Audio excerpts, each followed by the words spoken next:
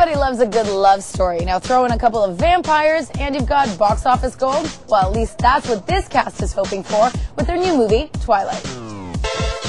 What's up, MTV Canada? I'm Rachelle, Lefevre, and you're on set exclusively with Twilight. We're rolling. Quiet all around, please. Twilight is based on a young adult novel. It's massively popular. There's a trilogy, and this is the first in the trilogy. It's a story about a 17-year-old girl who moves to a new town and meets this family of strange-looking people, and one of which she thinks hates her initially, but has this kind of weird, almost palpable connection with, and then she finds out he's actually a vampire who wants to kill her all the time, and then they fall in love. And it's sort of a star-crossed love story between Bella and Edward. I can't believe you're making me do this. Just smile. Oh, well, it was too late. And it's like a struggle to keep it, because there's just no living with an immortal. Like, if everybody wants to kill you and he doesn't want to make you an immortal, it's sort of like, it's like a Romeo and Juliet type situation. And so it's also sort of an action adventure between the two of them that involves them getting into a little bit of trouble. The role I play is Victoria, and I play a nomadic vampire. In Stephanie's world, there are more peaceful vampires, and then there are the vampires who don't want to meet in the street. My character is one of those vampires you don't want to meet in the street. I am the female badass. There is very much a male badass. Cam Gigande plays James, and he's phenomenal. And I play his mate and partner in crime, if you'll forgive the cliched expression. The adaptation really shocked. I mean, it was really shocking when I first read the script, because I mean, it was so much faster paced. It like reads kind of like an action script. So I mean, that really shocked me. We haven't strayed from the story. I mean, it's like we had to consolidate an entire novel.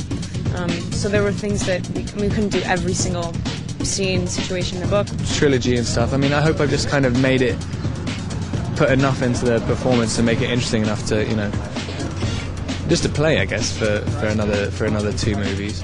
I mean, there's a lot of material there, and there's a lot of, you know, interesting ways to go with it. I mean, the books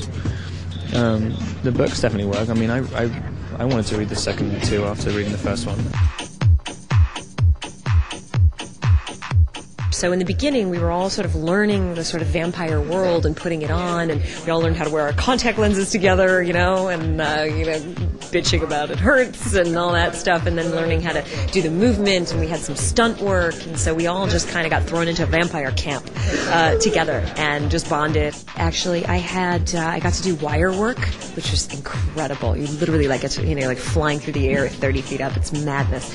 And we had to do this thing called the magic carpet, which is really hard to explain, except try and imagine yourself walking on a platform that's being pulled along the ground at 30 miles an hour. So yeah, I totally had a good time handling that. The actual sexuality in it is you know, it's kind of harder to understand. 'Cause, I mean, it's like, it's not just, they're just innocent. It doesn't even cross their minds. I mean, the entire time it's like desperately wanting to, but I mean, it's impossible. I mean, it's not like they're really young kids. It's like they're like 18, and so it's sort of, yeah, well, what are you doing? But no, I mean, I think it's a lot more complex than just your average teenage thing. 'Cause I mean, they stick with each other even though they can't have a normal relationship. They can't like go to house parties and stuff. It's like they live in this tiny little town and they're just living for each other. Whatever you can't have, you're just going to want it 10 times more. So if they're not shoving sex down your throat and they're making you like think about it yourself, it's a little bit more of like an elaborate. It's just more juicy. It's just better. So yeah, I hope people like that. I actually think that younger audiences are going to love it. I mean, if you think about what Baz Luhrmann did with Romeo and Juliet, I mean, they had a single love scene basically in that, and all you really see them do is kiss. And when I saw that, you know, movie, and people who were even younger than me were responding to that with this like incredible, like, oh my god, and they were swooning in their seats.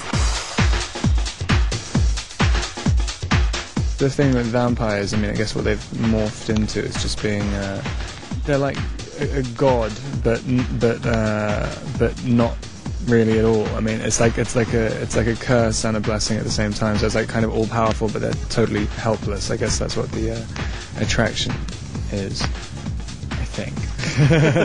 It's a big deal for people. I mean, for me, I think the most interesting about it is just like the questions that it brings up about life. I mean, like, that's all you're questioning in the world anyway, but it raises different concerns. It's like, live life to the fullest. It's pretty mind-boggling. Like, we knew it had a built-in audience. We just didn't know how much excitement there would be about the movie so early on. I got recognized in a cafe the other day. I had the girl behind the counter and was like, "Can I?" And this wasn't in Portland. It was in Los Angeles. She was like, "Can I ask you a question? Are you playing Victoria on Twilight?" And I'm like, "You've got to be kidding me! Like, I haven't even finished filming yet." So yeah, it's mind-boggling.